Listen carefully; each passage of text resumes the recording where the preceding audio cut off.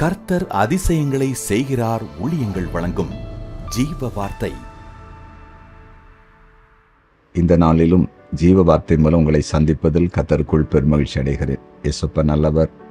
இந்த நாளுக்கான வார்த்தை உங்களுக்கு அவர் தரப்போகிறார். அதன்படி உங்களை ஆசீர்வதிக்கப் போகிறார். இந்த நாளில் பிறந்த நாளை காண்கிற உங்கள் அனைவரையும் இயேசுவின் நாமத்தில் வாழ்த்தி ஆசீர்வதிக்கிறேன். திருமண நாளை காண்கிற குடும்பங்களை வாழ்த்தி ஆசீர்வதிக்கிறேன். நீங்கள் ஆசீர்வாதமாய் இருப்பீர்கள்.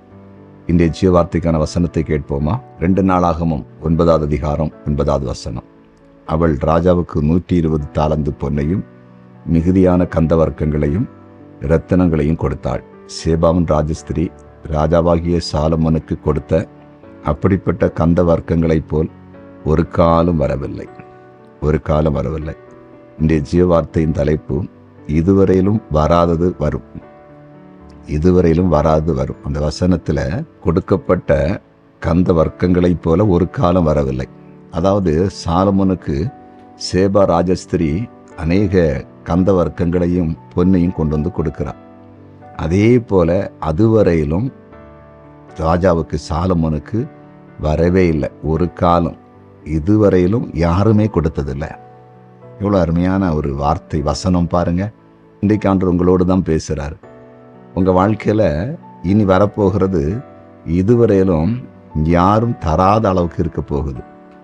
இதுவரையிலும் குறிப்பாக வராத அளவுக்கு இருக்க போகுது. நீங்கள் இதுவரையிலும் நிறைய காரியத்தை பார்த்துருக்கலாம் உங்கள் வாழ்க்கையில்.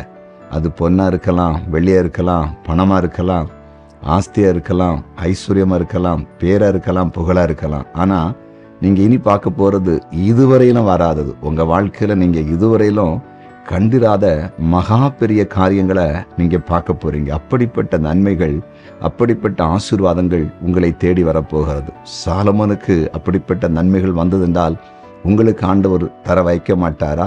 நிச்சயமாய் செய்வார். அது இன்றிலிருந்தே அது ஆரம்பிக்க போகிறது. தேவனால் எல்லாவற்றையும் செய்ய முடியும். இதுவரையிலும் நீங்க காணாததை, இதுவரையிலும் அதாவது நீங்க உங்களுக்கு வராததை நீங்க பார்க்க போறீங்க. ஒரு காலம் வராதது இனி வரப்போகிறது. நீங்க ஆச்சரியப்பட போறீங்க. நம்புவீங்களா? விசுவாசிப்பீங்களா? நம்ம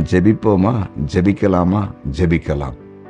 எங்கள் அன்பு தகப்பனே, உம்முடைய பிரசன்னத்துக்காக நாங்கள் நன்றி செலுத்துகிறோம்.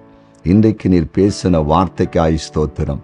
சேபா ராஜஸ்திரி கொண்டு கொடுத்த பொன் கந்த வர்க்கங்களை பார்க்கும் பொழுது சாலமோன் இதுவரையிலும் ஒரு காலம் காணாத அளவுக்கு இருந்ததாய் வேதத்திலே பார்க்கிறோம். அப்படியே நம்முடைய பிள்ளைகளுடைய வாழ்க்கையில் நீர் அதிசயம் செய்யும்படியாய் ஜெபிக்கிறேன். இவர்களுக்கு வரப்போகிற காரியங்கள், மற்றவர்கள் கொடுக்க போகிற நன்மைகள் இதுவரையிலும் இவர்கள் காணாததாக, இதுவரையில் இவர்கள் பெற்றுக்கொள்ளாத அளவுக்கு அதிகமாய் இருக்கட்டும் என்று ஜெபிக்கிறேன். எங்கள் ஜெபத்தை நீர் கேட்டீர், அதற்காய் ஸ்தோத்திரம். இப்பொழுது வியாதியஸ்தர்களை தொடுவீராக. சமாதானம் இல்லாதவர்களுக்கு சமாதானம் உண்டாகட்டும். தேவைகளோடு இருப்பவர்களுக்கு தேவைகள் சந்திக்கப்படுவதாக. வாழ்க்கையில் முன்னேற்றங்கள் உண்டாகட்டும் என்று ஜெபிக்கிறேன். பிசாசின் போராட்டங்கள் இயேசுவின் நாமத்தில் விலகுவதாக. வழக்குகளிலிருந்து உம்முடைய பிள்ளைகளுக்கு விடுதலை கிடைக்கட்டும் என்று ஜெபிக்கிறேன். பிரிவினைகள் விலகுவதாக. படிக்க முடியாத பிள்ளைகளுக்கு படிப்பு வரட்டும். வேலை இல்லாதவர்களுக்கு வேலை கிடைக்கட்டும்.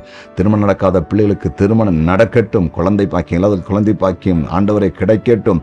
குறிப்பாய் வியாபாரம் செய்கிறவங்க, தொழில் செய்கிறவங்க எல்லாரும் ஆசீர்வதித்தலும் இந்த நாள் ஒரு அற்புத நாளாய் மாறட்டும். இயேசுவின் நாமத்தினாலே எங்கள் ஜெபத்தை கேட்டீர், அதற்காய் ஸ்தோத்திரம். இயேசுவின் நாமத்தில் பிதாவே, ஆமேன்.